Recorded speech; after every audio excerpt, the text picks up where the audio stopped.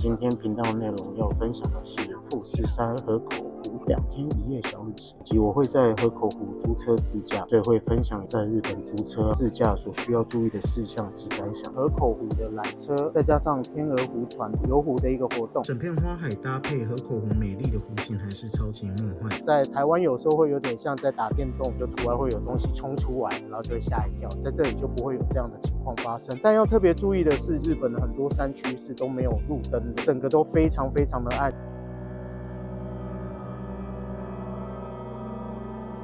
这个晚上绝对不可能再出去了，太恐怖了。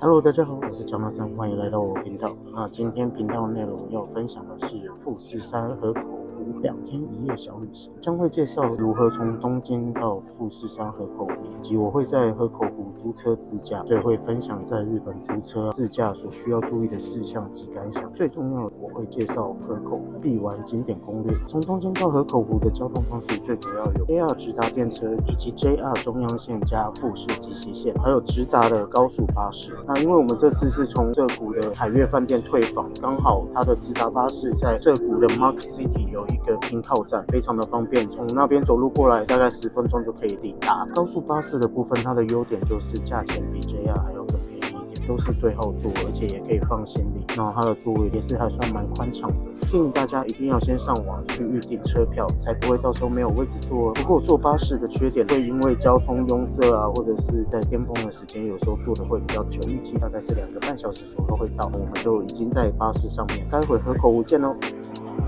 费尽千辛万苦就来到了河口湖。在旺季的时候搭高速巴士过来，就是会交通拥塞很多，我们坐了快要4个小时才到，整整比原本的预估的时间2个半小时多了1个半小时。而且它不是直达的车，它中间还有下浴场店的 Outlet， 然后还有富士急乐园，时间会拖得更久。行程比较紧凑的话，可能就要注意一下哦。刚刚有提到我河口湖的这个2天1夜的旅行是采用租车自驾的方式，我们已经到达租车站，从河口湖车站走来这里大概7、8分钟就可以抵达，所以不会太远。大家记得，如果要来日本自驾的话，因为日本不是用国际驾照，必须要先去监理站拿着身份证、驾照申请日文译本，手续的时间大概只有10分钟，非常的快速。到时候就记得拿你的驾照正本、护照、日文译本，就可以在日本开车咯。出发前2个月前就可以先上网预约。最棒的功能就是它有甲租乙还，像我们这一次就是河口湖结束之后还要再去箱根玩，所以我们就是在河口湖租车，然后在箱根还车，这样非常的方便。因此如果大家很多个路线、很多个目的地的话，就会比较推荐用这样的玩法，行程上面就非常的有弹性。日本跟台湾左右架是相反的，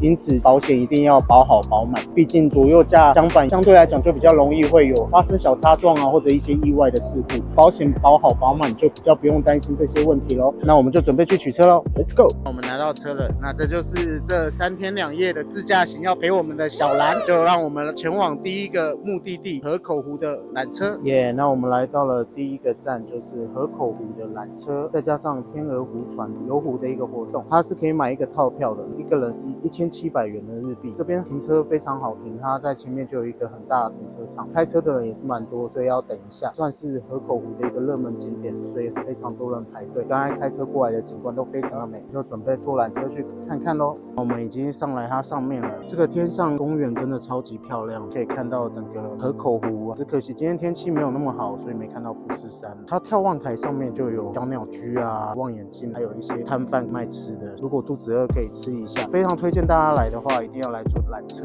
因为上面的风景跟在底下看的是完全不一样。天气很好的时候有富士山，一定是个加分的哦。那我们就准备去坐船咯，让大家看看你们比较喜欢就是在湖边还是天上的感觉呢？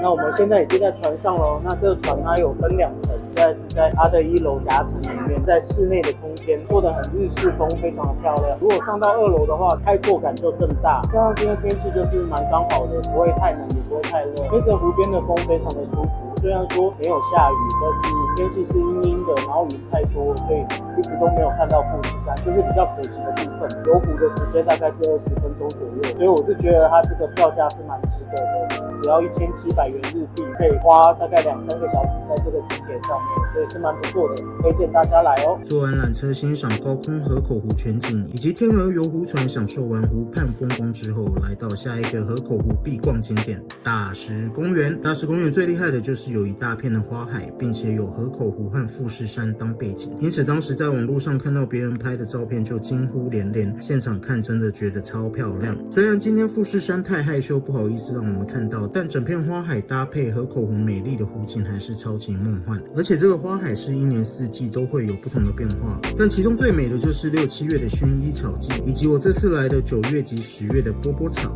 这也是我第一次看到波波草，它除了名字很可爱之外，形状也超级可爱。最特别的是它会由绿转红。我们这次是10月底来的，也许是天气还不够冷的关系，所以波波草没有全部都变红色，还有其他一些品种的绿色植栽。整个花海的面积很大，再加上富士山和河口湖的景色真的是超级漂亮。走累了还可以到它的河口湖自然生活馆，除了卖一些伴手礼之外，在2楼甚至有在台湾很有名的双麒麟 Creamier， 以及旁边有一些小商店卖一些热食，包括可丽饼、炸鸡还有章鱼烧等等，可以坐在那里一边吃着美食一边欣赏着美景，真的是太享受啦。大石公园的交通可以搭乘河口湖周游巴士，于河口湖自然生活馆站下车即可抵达。那因为我们是自驾，它的停车场非常的大，虽然说来这里的人非常的多，但因为它停车场的车位也非常多，所以通常都是等一下下就会有位置哦。而且我发现停车场后面的山丘上面好像是虹夕诺雅富士的所在地。当时在找河口湖附近的饭店，它是我的首选之一，因为它房间看出去的风景真的是超漂亮。但因为它是走奢华露营路线，因此并没有游泳池、健身房等等的设施，所以一直很犹豫。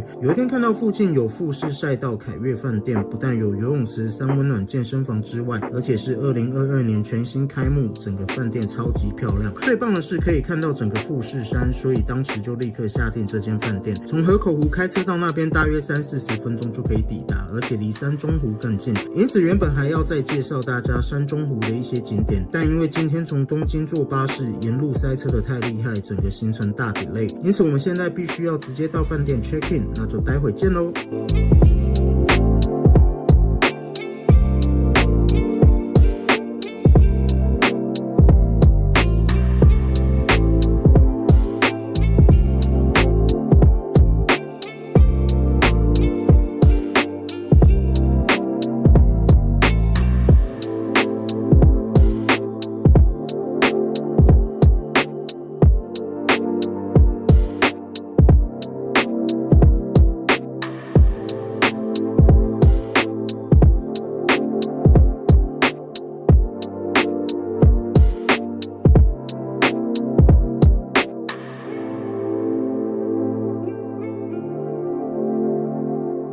我们已经安全抵达了我们今晚要住宿的饭店富士赛道凯悦饭店。这个饭店非常的漂亮，可以直接看到富士山的，非常的期待。那我也会在下一集做非常完整的开箱，包括它里面有游泳池啊、健身房啊，然后还有3温暖，都会开箱给大家看，敬请期待哦。那我们明天退房之后还会前往箱根，明天见哦，拜拜。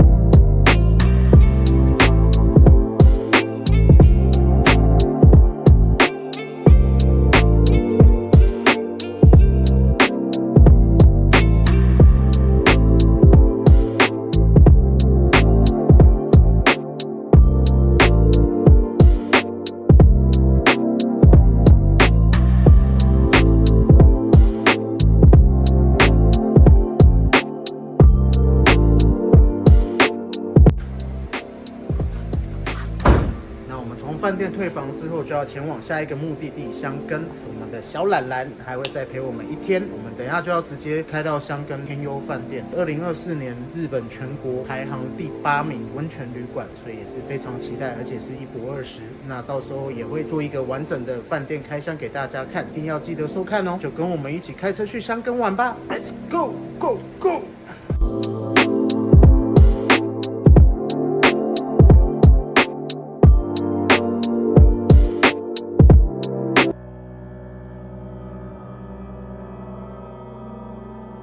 这个晚上绝对不可能再出去了，太恐怖了。我们的救星，你给他太近。当然，那是我的救星，我只能开在中间。还要多久3分钟。第一次那么想到一个地方。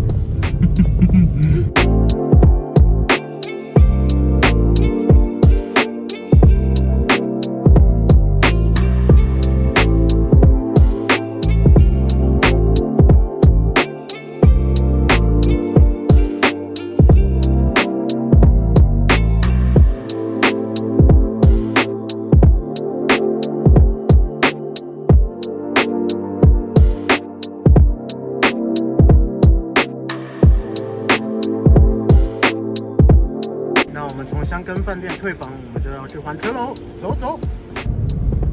白天开个晚上开也差太多了吧？你自己看，也是都没有路灯。对啊。